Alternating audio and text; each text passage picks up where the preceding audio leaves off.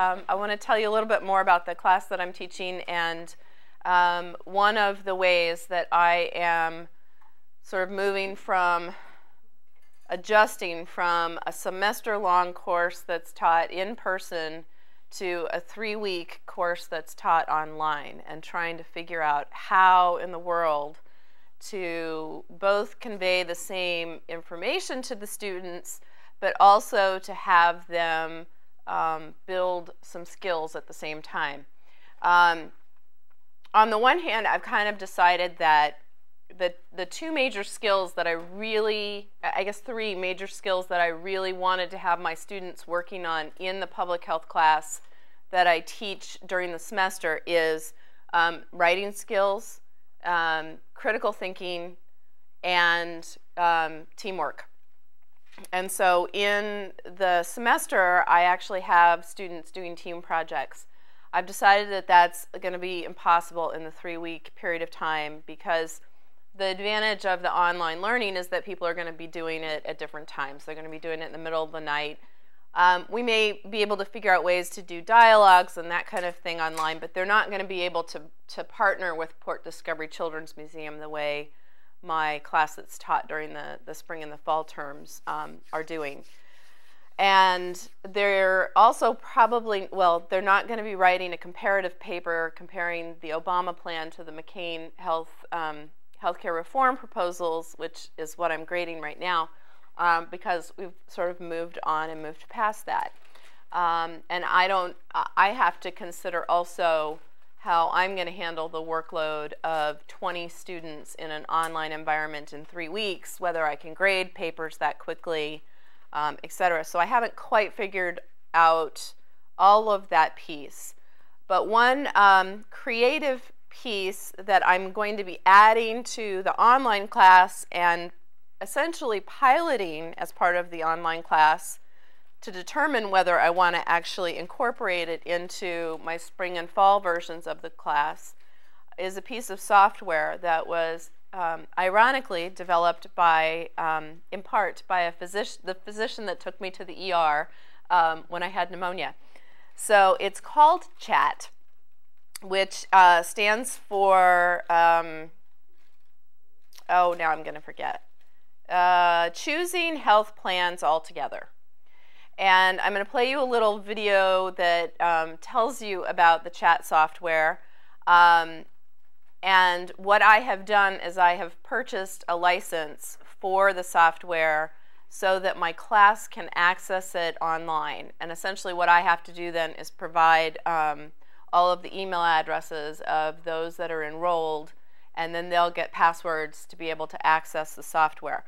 So I'm going to play the video for you that tells you a little bit about the goals, the goals of the software. But in small groups, they can jointly achieve more than any one can do singly. This is especially true for their struggle to escape poverty. They can decide for themselves, also on health insurance that they do not yet have. The tool named CHAT, Choosing Health Plans Altogether, is designed to assist people in choosing their preferred health insurance benefit package. CHAT is a game-like tool, which is already tested in various locations in rural India and in deprived urban areas. Both men and women participate.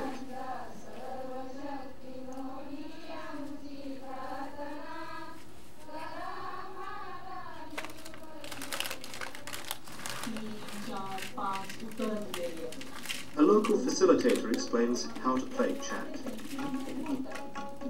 Everyone can participate. Reading skills can help, but illiterate people can participate just as well.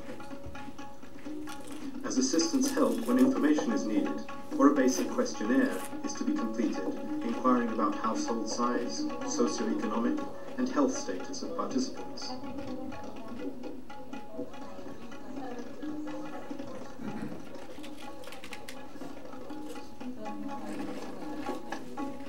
The colourful chat board shows all the benefit types that are available and the cost of benefit levels. Every participant receives his or her own chat board, some stickers, and a manual. And this is all done electronically for the students. The facilitator explains the details of the insurance deal and the benefit levels on the chat board. The facilitator speaks the local language, knows the local conditions, and is trained to provide explanations on every detail. No technical terms or jargon here, just everyday words, simple language. On the small chat board, each participant can choose the health plan she wants for her family. The white dots represent the price of each benefit. By covering all dots with a sticker, the participant selects the benefit. Each benefit can be selected at basic and high level. Basic level of coverage means that the insurance will reimburse 50% of the costs. High level of coverage will provide coverage of 100% of the medical costs and requires more stickers. Different people, different choices. It is not always simple to make a choice, but it is great fun to take part in chat. Afterwards, the group discusses the choices made and evaluates judiciousness of choices against experience.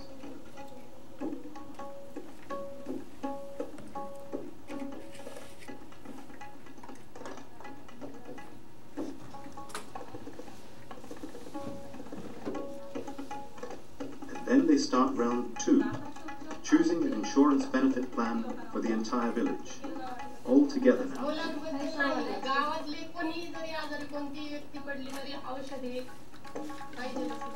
Choices reflect group consensus, and each choice can be carefully discussed. Okay, so I think you guys get the idea there. I don't want to take up too much time with this, but the idea is that the students are given a limited number of healthcare dollars, and they have to basically build a health plan for themselves, discuss it. They get feedback actually from the computer program where it says something to the effect of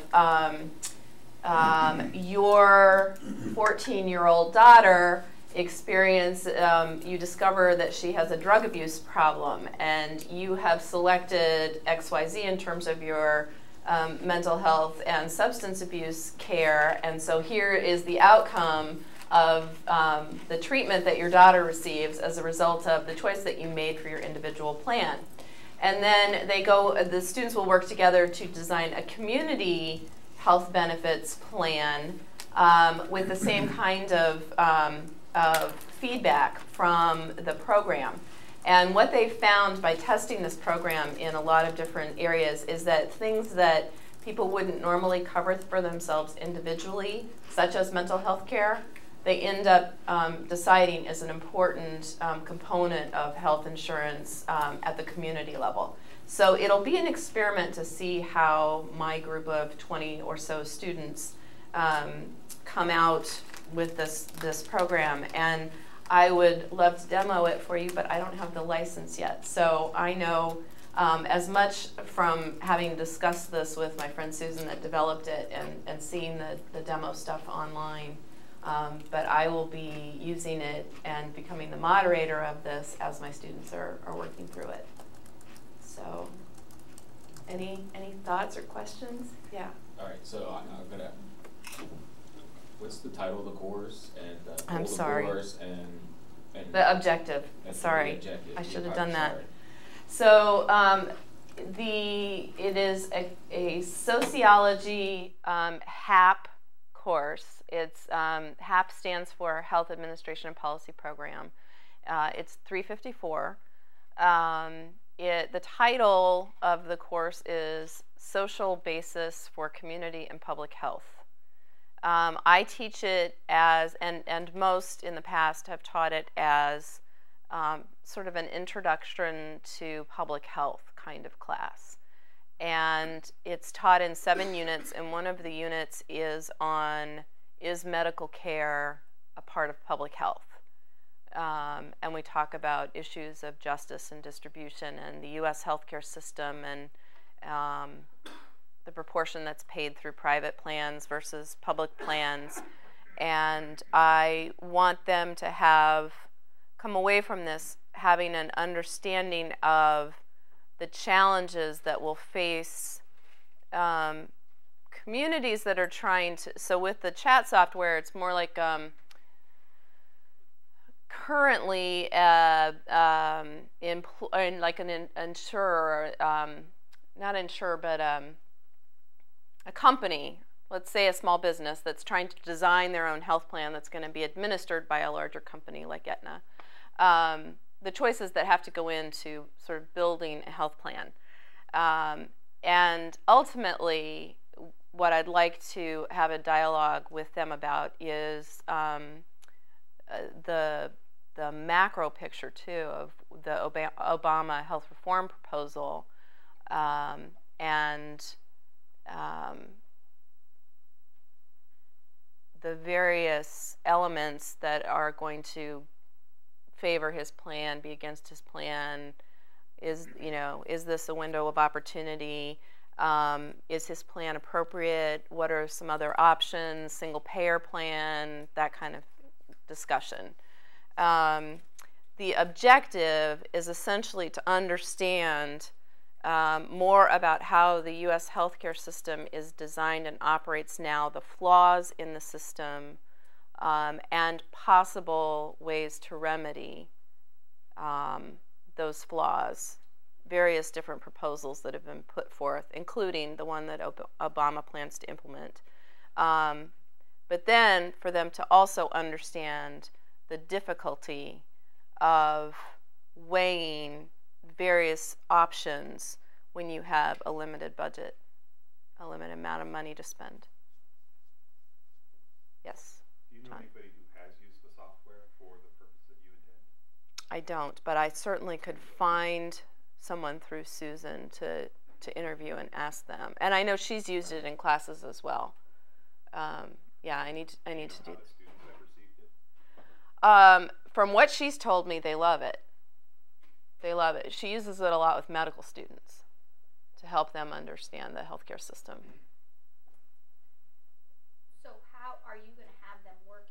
How will this work? You're going to have them work in groups? Well, I think initially they work individually, and what Susan's explained to me is that there is a time frame. So I'm going to, over the course of the three weeks, I'm going to have to figure out when their techie person basically says, okay, this is the deadline for when everybody's got to have their first round of individual plan options in, and then the game progresses where they get the feedback at the individual level, and then they'll have another deadline of planning a program together. And so I guess we'll probably end up using the discussion boards for them to figure out. And it may be that working as a group of 20 is impossible. I need to see if I can get more than just the demo to figure out how I'm going to do that. So I may break them up into like groups of 4, groups of 5 to try and design a community plan. And then I think they get additional feedback back from the plan and the program. And the other thing that's kind of interesting about this, I don't know whether they will collect the data from us, but people that use the software or participate in one of these events become part of a research protocol where they actually are looking at how different people respond to the program. So I'll have to find out, if they do that, whether my students have to do a consent form or, I've still got a couple of bugs to work through. All righty. Thank you. I just wanted to quick offer, Yeah. echo something that Katie was saying, is that I know you were concerned about having them sort of talk about the issues presented in the game and everything, and I have found that using the wiki is really very, very helpful, and you can use that you can access one through Blackboard, and it's very easy to have them just sort of post things asynchronously and set up little links where they can sort of go off and talk about a particular topic, and I think you might find that very useful. I will definitely look at the wiki option. With that, I'm wondering if other students are having like a similar theme or concern with their health choice, if they could tap into maybe what another student is experiencing and how that is impacting them, and then you might find almost that these groups may form in the individual process, I'm wondering how that might work, you know, in terms of that this, you know, this bunch of folks are finding this as an issue, this group is finding this as an issue. And let them link to each other. Yeah, that's what I would If they read suggest. through everything, they say, well, you know, so-and-so said something over here that really is pertinent over here, and with a wiki you can sort of make cross links so that people can follow the various lines of reasoning. And I know my students have found that to be actually the neatest part of using the wiki, is that they can sort of see what everybody's thinking and begin to formulate their own ideas. And that might be a really easy way for you to do something in 3 short weeks. It's hard. The other thing that I am doing, because I know all of the students that are already enrolled in the class because it's full, is I've been sending out the draft of the syllabus and saying, look, you know, there are 4 videos that you need to watch. You could start, here's the book, you could start doing this before Christmas, before the holidays. Right. Here's the book, you can start reading ahead, because once we get going, we're just going to be barreling through. We're going to be doing basically a week every day. So, and I've tried to screen every single person to say this is not something you want to do while you're working full time, unless you have a job where you just sit and answer the phone and have a computer and can watch your lectures online or whatever. Right. So. All right, thank you. Time here. Thanks.